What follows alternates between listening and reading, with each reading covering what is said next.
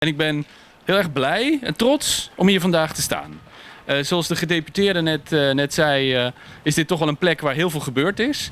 4 jaar geleden heb ik samen met de gedeputeerde hier de afvalcentrale mogen openen. En als ik zie wat er sinds die tijd ook gebeurd is, niet alleen hier, met de sorteerstraat, met het gescheiden ophalen van afval, maar ook op de rest van het eiland. De Milieustraat op diverse plekken, in Rincon, maar ook elders, waarin afval zeg maar, gescheiden ook wordt bijeengebracht.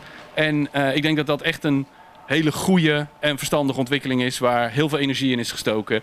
Niet alleen van natuurlijk in eerste instantie van alle collega's van de Directie Ruimtelijke Ontwikkeling, van het Openbaar Lichaam, van Celibon. En wij hebben daar ook vanuit ons departement, vanuit ons ministerie graag een bijdrage aan geleverd. En hier vandaag hebben we denk ik 2 hele mooie nieuwe ontwikkelingen, nieuwe stappen gezien. Hier achter ons het nieuwe depot voor klein chemisch afval. Volgens mij super belangrijk, omdat dat juist het gevaarlijke afval is wat je goed gescheiden wilt opbergen. We hebben net van de projectleider Hendrik ook gezien hoe veilig het allemaal is. Om te zorgen dat ook de vloeren niet kunnen doorlekken. Dus heel professioneel, erg onder de indruk. En dat geldt zeker ook voor de afgewerkte olieopslag hiernaast. Ook dat vind ik een staaltje van knappe samenwerking. Na het sluiten van Bopec moest er heel snel een alternatief worden gevonden voor de afgewerkte olie.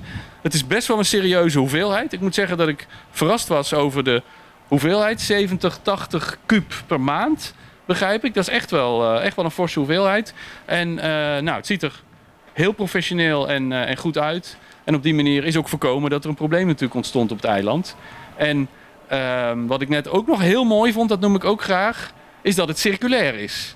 Dat de grote opslagtanks al op het eiland waren en zijn gerefurbished, zijn hersteld.